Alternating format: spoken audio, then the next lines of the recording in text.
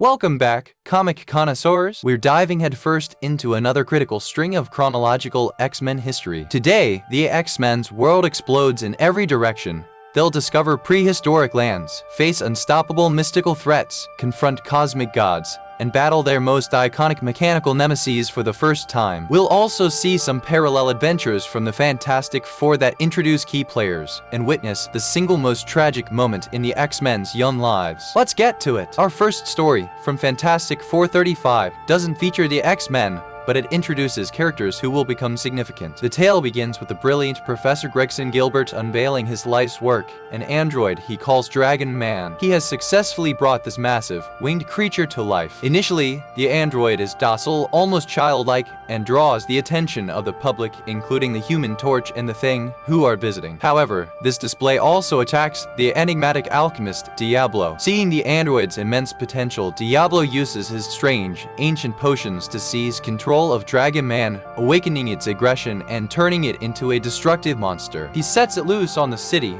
forcing the Thing and the Torch to intervene. The battle is intense. Dragon Man is incredibly strong and can breathe fire, proving more than a match for the two heroes. Diablo watches from the shadows, enjoying the chaos his new pawn is causing. Reed Richards and Sue Storm soon arrive, and the full Fantastic Four engages the creature. Reed, ever the scientist, tries to analyze Dragon Man, realizing its power isn't just mechanical. During the battle, we also get a brief, mysterious glimpse of Crystal and her teleporting dog Lockjaw of the Inhumans observing the fight from a distance, a tease of a much larger story to come. Ultimately, Reed deduces that Dragon Man is being controlled. The team shifts its focus from brute force to strategy, creating a diversion that allows Reed to use a device to disrupt Diablo's alchemical control. Diablo, his plan foiled and his pawn neutralized, vanishes in a cloud of smoke, vowing revenge. Dragon Man reverts to a docile state, leaving the FF to deal with the aftermath of this strange clash between science and sorcery. Dragon Man is a complex creation, an android built by Professor Gregson Gilbert. Though a work of science, it was brought to life and is often controlled through the mystical potions of the alchemist Diablo. Dragon Man is a towering, green, winged reptile possessing immense superhuman strength, durability, and the ability to fly. His most famous weapon is his fiery breath, which is actually an ignitable methane gas he exhales. Despite his monstrous appearance and destructive capability, Dragon Man is not inherently evil. He possesses a very simple, childlike intelligence, making him highly susceptible to manipulation. He is often portrayed as a pawn, a rampaging beast controlled by a master, rather than a truly malevolent villain in his own right, and has even shown affection and loyalty in rare instances. He used his vast knowledge of arcane chemistry to create elixirs that granted him an unnaturally long lifespan, allowing him to survive into the modern age. Diablo views modern science with contempt, believing his ancient art of alchemy to be the true path to power. He is a brilliant but arrogant manipulator, preferring to use his intellect and his vast arsenal of potions to achieve his goals. These potions can have countless effects, controlling minds, generating fire or acidic gas, inducing paralysis, or even reanimating constructs like Dragon Man. He is driven by a thirst for power, wealth, and ultimately, world domination, making him a recurring and theatrical foe for the Fantastic Four. The very next issue, Fantastic Four 36, introduces one of the most significant rival teams in Marvel history, the Frightful Four. The story begins with the Wizard, a genius inventor with a massive ego, escaping from prison. He's bitter over his past defeats, particularly at the hands of the Human Torch, and decides he needs a team to finally crush the Fantastic Four. He seeks out other villains who share his hatred for the FF. First, he recruits Paste Pot Pete, a criminal master of adhesives. Next, he finds the Salmon, who eagerly agrees to join for another crack at the heroes. Finally, Wizard finds a mysterious, amnesiac woman with incredibly long, powerful, and prehensile hair. He dubs her Medusa, and with his team assembled, he christens them the Frightful Four. The Frightful Four launch a meticulously planned, surprise assault on the Baxter building. Their teamwork is devastating. Wizard uses his anti-gravity discs to neutralize Reed and Sue, sending them flying uncontrollably. Paste Pot Pete completely ensnares the Thing in his super strong paste, immobilizing him. Salmon uses his sand form to overwhelm and extinguish the Human Torch. A shocking and definitive turn, the Frightful Four win. They completely defeat and capture Reed, Sue, and Ben, sealing them in an anti-gravity cage. Only the Human Torch manages to escape their grasp, burning through a wall and fleeing for his life. The Frightful Four then take over the Baxter building, placing a giant four on the roof and publicly declaring their victory to a stunned city. The issue ends on a dire cliffhanger. The Fantastic Four are defeated and imprisoned in their own home, and the Human Torch is now a desperate fugitive, the team's only hope for a rescue. This issue is a landmark, establishing a villain team that could, and did, actually beat the main heroes, and introducing Medusa, a character who would become far more important than anyone realized. Bentley Whitman, known as the Wizard, is a scientific genius, a master inventor, and an escape artist, but he is defined by his pathological arrogance. He possesses no inherent superpowers, but his intellect rivals Reed Richards, and he uses it to create an array of powerful devices. His primary invention is his anti-gravity technology, which he uses via wonder discs on his suit to fly, levitate others, and project concussive force. His costume also includes gauntlets that can generate electrical blasts. The Wizard is driven by an obsessive need to prove his intellectual superiority to the world, and especially to Reed Richards, whom he despises. This burning desire for recognition and fame is what motivates him to turn to crime and form the Frightful Four. Peter Petrusky, known by the unfortunate moniker Paste Pot Pete,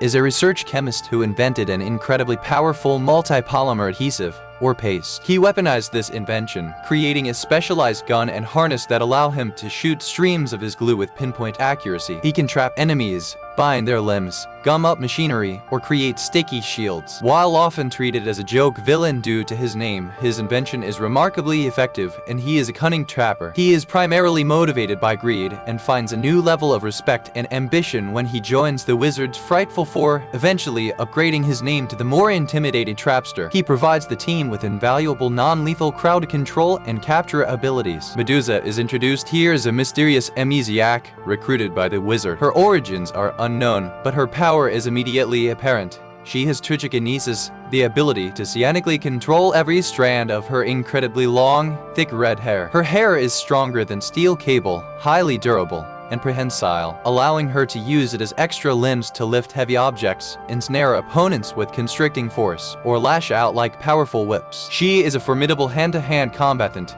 using her hair to defend and attack simultaneously. Though she debuts as a villain, her amnesia and regal bearing hint that there is much more to her story than her criminal compatriots in the Frightful Four. Now we return to the X-Men's timeline with Uncanny X-Men 10, which sends the team on an expedition to a world they never knew existed. The story begins with Professor X using Cerebro to detect a strange, powerful energy signature coming from the frozen wastes of Antarctica. Believing it could be a powerful new mutant, he sends the X-Men to investigate. After flying their jet to Antarctica, the team discovers a hidden cave. They venture inside, traveling deep beneath the ice until they emerge into a massive, subterranean tropical jungle. They are stunned to find a prehistoric world, teeming with dinosaurs, pterodactyls, and primitive tribes, all thriving under an artificial sun. They have discovered the savage land. Almost immediately, they encounter the lord of this domain, Ka-Zar, a powerful Tarzan-like warrior, accompanied by his loyal saber-toothed tiger, Zabu. Ka-Zar, fiercely protective of his home and wary of all outsiders, mistakes the X-Men for intruders. A fight breaks out,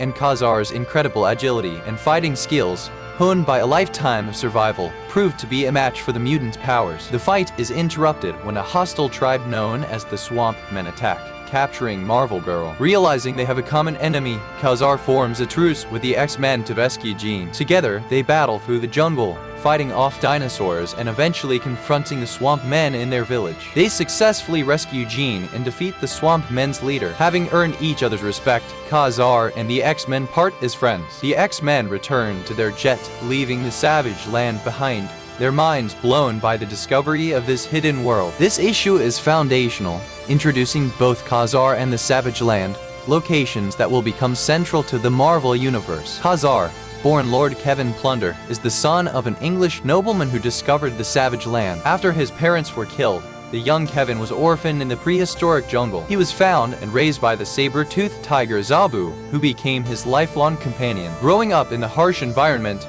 he adopted the name Ka-Zar, meaning son of the tiger. He possesses no superhuman powers, but he is at the absolute peak of human physical perfection. He is an expert hand-to-hand combatant, a master hunter and tracker, and proficient with primitive weapons. He is the self-proclaimed protector of the savage land and its many tribes, and he shares a deep, almost telepathic bond with Zabu. Zabu is a massive, prehistoric saber-toothed tiger, a Smilodon, and Ka-Zar's inseparable companion. He is the last of a species of giant saber-tooths. Zabu found the young Kevin Plunder alone after his father's death, and in an uncharacteristic act of compassion later revealed to be influenced by other forces, adopted the boy instead of harming him. Zabu is incredibly intelligent, far more so than a normal animal, displaying near-human levels of understanding, reasoning, and loyalty. He is immensely strong and a ferocious fighter, defending Ka-Zar with his life. Their bond is one of the most iconic in comics, a true partnership between man and beast. In Uncanny X-Men 11, the team goes from a prehistoric world to a cosmic encounter. Professor X detects a new mutant presence,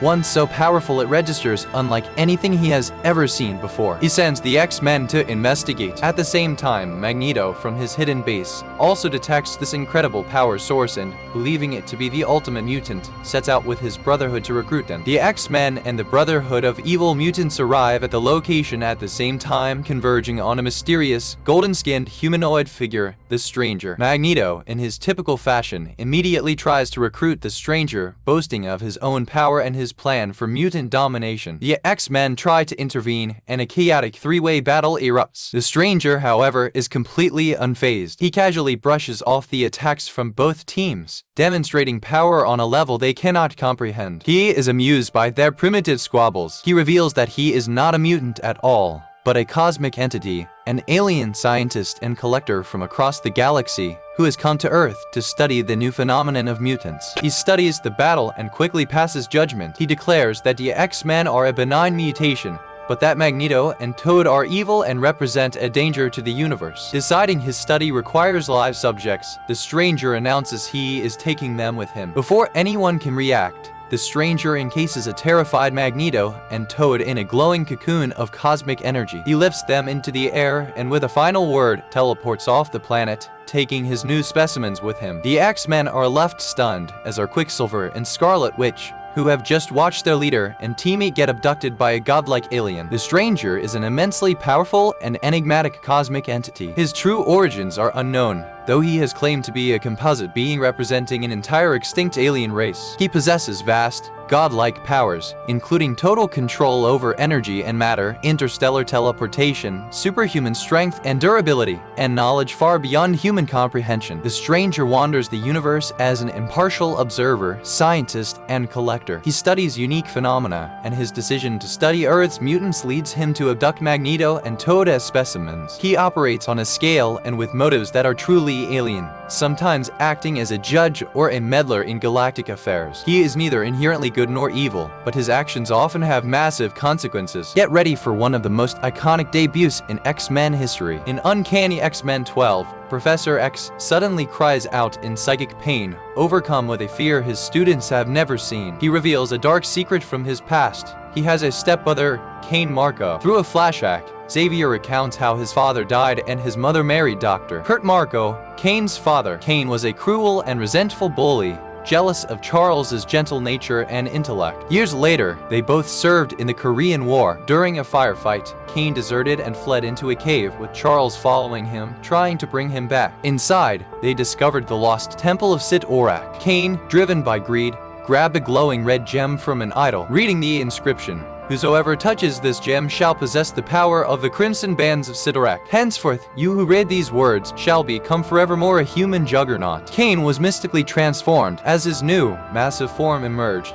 the temple began to collapse. Charles escaped, but Kane was buried alive under tons of rock, seemingly gone forever. But now, Xavier reveals Kane has finally dug himself free, and he is coming. The Juggernaut, a massive, unstoppable force in a crimson helmet and armor, arrives at the X-Mansion. His helmet completely blocks Xavier's telepathy. The X-Men launch a desperate defense, but their powers are useless and slows him down. He smashes through every wall and defense. The issue ends on a terrifying cliffhanger. The X-Men are defeated, and the unstoppable Juggernaut is bearing down on the helpless Professor X, intent on revenge. Kane Marco, the Juggernaut, is the stepbrother of Charles Xavier and one of the X-Men's most powerful foes. It's crucial to note that Juggernaut is not a mutant. His powers are purely mystical, granted to him by the demonic entity Sit-Orak via a crimson gem. This power makes him a living avatar of destruction. He possesses limitless superhuman strength and durability, but his most defining ability is his unstoppable momentum. Once he begins moving,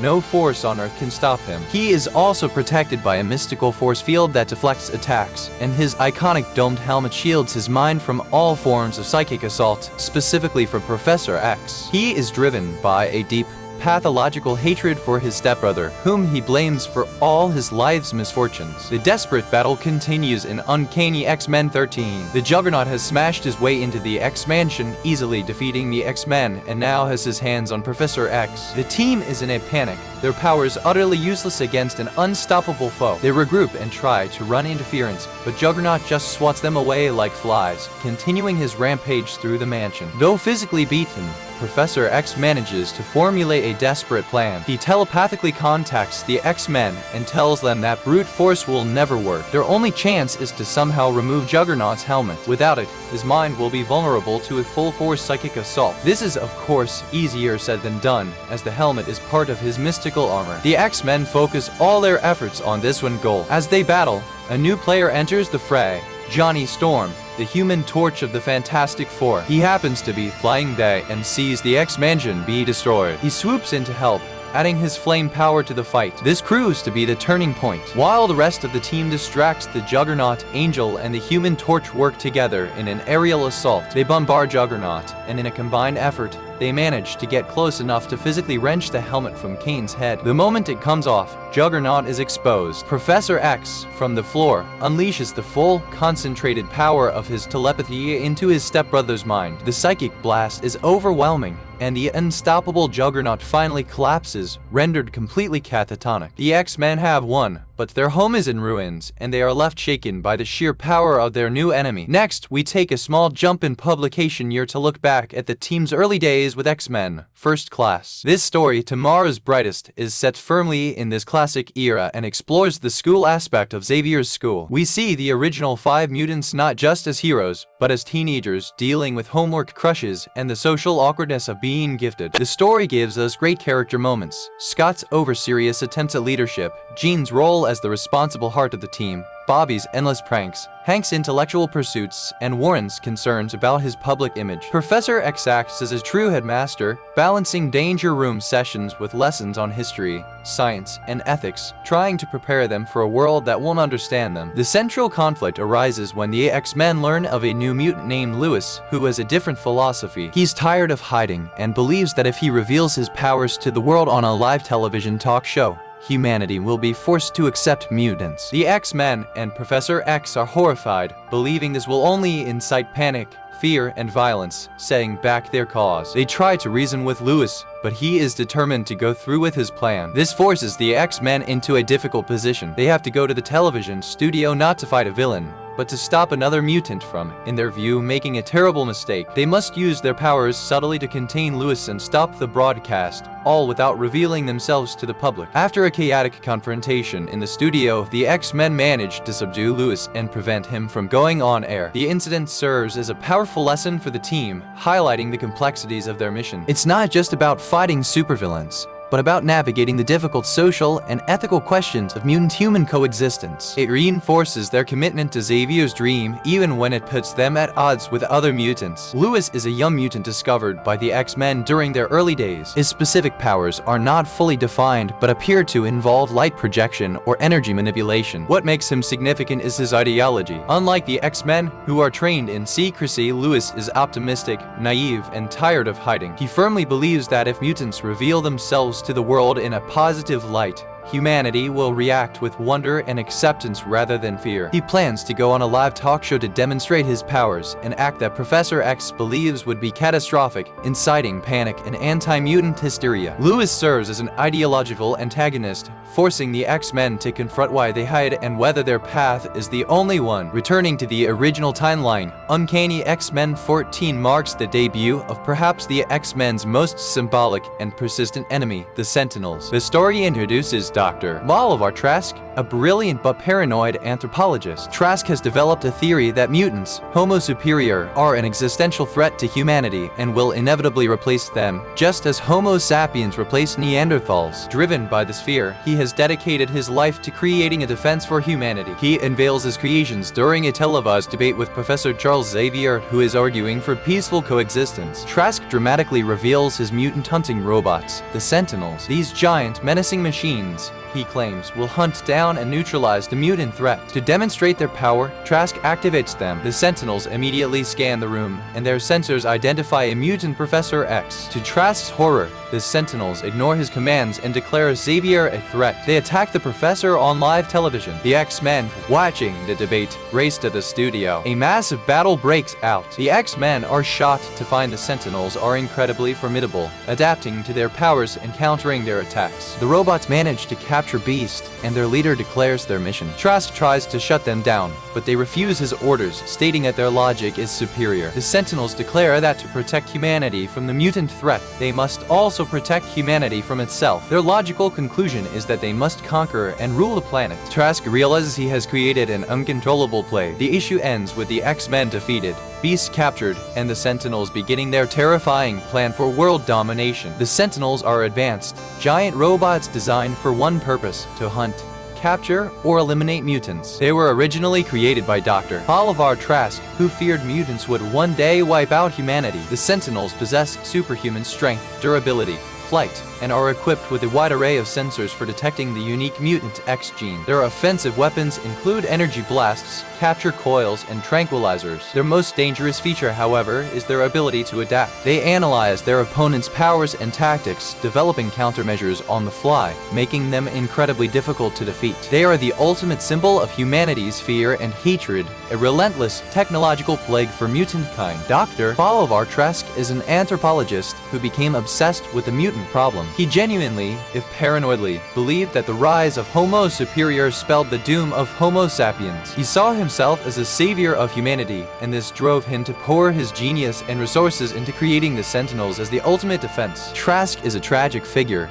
He is not a typical power-hungry villain, but rather a misguided scientist whose fear unleashed a horror he could not control. His story is a Frankenstein allegory, as he is ultimately horrified by his own creations when they turn their cold, inflexible logic against both mutants and the very humans he sought to protect. The Sentinel saga continues in Uncanny X-Men 15. The Sentinels are active across the country, capturing mutants and asserting their control. The X-Men, now led by Cyclops in Xavier's absence, are desperate to find the Sentinels' central command and rescue Beast. The Sentinels bring their creator, Bolivar Trask, and their prisoner, Beast, to their hidden fortress. There, they reveal their leader, Master Mold. Master Mold is an enormous, stationary sentinel far larger and more intelligent than the others. It serves as the central computer for the entire Sentinel network and, more terrifyingly, as a factory capable of building an endless army of new Sentinels. Master Mold explains its cold, logical plan to Trask. It will analyze the captured mutants, create Sentinels capable of defeating any superhuman,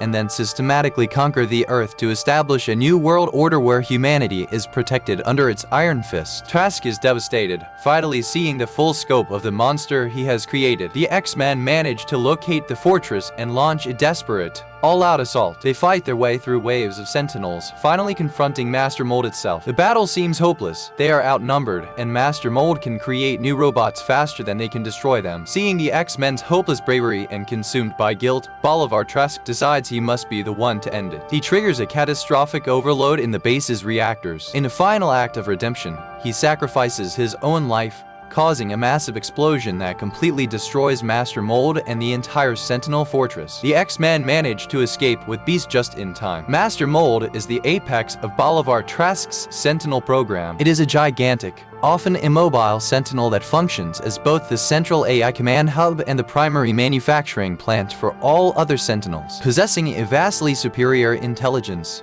Master Mold is the brain of the network, coordinating strategic attacks and analyzing data from its drones. Its most dangerous function is its ability to self-replicate and build new, upgraded sentinels at an exponential rate, making any victory against its armies temporary. Master Mold often develops a god complex, seeing itself as the ultimate solution to the chaos of mutants and humans, and thus the logical ruler of Earth. It represents the perpetual, self-sustaining nature of the Sentinel threat. Following the cataclysmic events of the previous issue, Uncanny X-Men 16 deals with the immediate aftermath. The X-Men, along with the rescued Beast, have survived the destruction of Master Mold's fortress. However, several Sentinels that were on patrol survived the explosion, and the team must now hunt down these remaining rogue units. The first part of the issue sees the X-Men tracking and engaging these last few Sentinels. Without Master Mold's guidance, the robots are less coordinated, but still incredibly dangerous. The team works together using a hard-won experience to dismantle them one by one, finally ending Task's immediate threat. The world is left to grapple with the news. A new, terrifying robot menace had appeared and was defeated. But the televised debate also exposed the existence of powerful mutants to the general public in a way that couldn't be ignored. The public's fear, which Trask had exploited, was now amplified. The X-Men returned to the mansion, exhausted but victorious. They are relieved to find Professor X is safe. The comic vaguely explains that he was rescued during the chaos of the Sentinel attack, and he commends his students for their courage and leadership in his absence. He declares that they are no longer just students. They are a true team of heroes. To symbolize this transition, Professor X presents them with a gift: new, individualized costumes. Gone are the identical blue and yellow training uniforms. Each member now has a unique look, reflecting their personality and marking their official debut as a public superhero team. It's a moment of triumph and growth as the X-Men step into a new, more dangerous era. The X-Men's new era of confidence is tragically cut short in Uncanny X-Men 17. The issue opens with the team training in their new individual costumes, feeling proud and capable. But their session is violently interrupted by the return of their arch-nemesis, Magneto. He has somehow returned from his abduction by the Stranger, and he is not alone. A furious battle erupts on the grounds of the X-Mansion. Magneto seems more powerful than ever, and the X-Men are pushed to their limits. During the fight, a new mysterious figure is seen observing from the shadows. He calls himself the Mutant Master and seems to be evaluating both teams, though his true purpose remains unknown. As the battle reaches its peak, Professor X joins the fray, projecting his mental commands to coordinate the team. Magneto confronts his old foe, and they square off. As the X-Men try to intervene, a powerful blast from an unknown source or a stray shot in the chaos strikes Professor X. The professor collapses. The X-Men, horrified, rush to his side. Cyclops holds his mentor in his arms as Xavier speaks his final words and seemingly passes away. The team is paralyzed by shock and grief. Magneto, perhaps stunned by the event or simply seeing his parry obstacle removed, seizes the opportunity to escape. The issue ends on a devastating note. The X-Men, who had just come into their own as a team, are left kneeling over the body of their beloved mentor. The joy of their recent victory is shattered, and they are left leaderless, heartbroken, and facing a terrifyingly uncertain future. This is, without a doubt, the darkest moment of their young lives. The Mutant Master is a mysterious, cloaked figure who makes his debut observing the battle between the X-Men and the returned Magneto. His true identity, powers, and allegiances are completely unknown. He appears to be a new independent player in the growing mutant conflict, distinct from both Xavier's and Magneto's factions. He speaks of mutant energy and seems to be analyzing the combatants, possibly seeking to harness their power for his own undisclosed purposes. His timing is incredibly suspicious, appearing just as Magneto returns and just before Professor X is struck down, adding a layer of conspiracy and intrigue to the tragic events. He is a short-lived but pivotal background player in this arc. In Uncanny X-Men 18, the team is broken. The issue opens with the funeral of Professor Charles Xavier. The original 5 X-Men are in deep mourning, struggling to process the loss of their mentor and father figure. Cyclops, as deputy leader, tries to hold the team together, but they are adrift and consumed by grief. Sensing their vulnerability, Magneto returns, this time with Toad, who has also mysteriously returned from space. Magneto believes that with Xavier gone, the X-Men are finished. He launches a brutal attack on the grieving team, expecting an easy victory and the end of his greatest foes. But Magneto miscalculated. Fueled by a combination of grief, rage, and a desperate need to honor Xavier's memory, the X-Men fight back with a ferocity they have never shown before. They are no longer fighting to capture, They are fighting to survive and to avenge. They manage to overwhelm Magneto and Toad, surprising them with their raw power. Just as the X-Men are on the verge of victory, the Stranger reappears in disguise above them. He announces that his experiment is over. He reveals that he had allowed Magneto and Toad to escape simply to observe their behavior upon returning to their home environment. He was testing their inherent nature. His curiosity satisfied, the Stranger once again effortlessly neutralizes Magneto and Toad, encasing them in energy. Ignoring the X-Men completely, he departs from Earth, taking his specimens with him for good this time. The X-Men are left victorious, but the battle feels hollow. Their greatest enemy is gone, but their mentor is still dead. They are now truly on their own. What an incredible, gut-wrenching sequence of events. The X-Men discover the savage land, face the unstoppable Juggernaut, witness the birth of the Sentinels, and suffer the loss of Professor X. The team is truly forced to grow up. Which of these iconic moments stands out most to you? Let me know in the comments. And as always, please like, subscribe, and hit that notification bell for more deep dives into chronological X-Men history. Thanks for watching!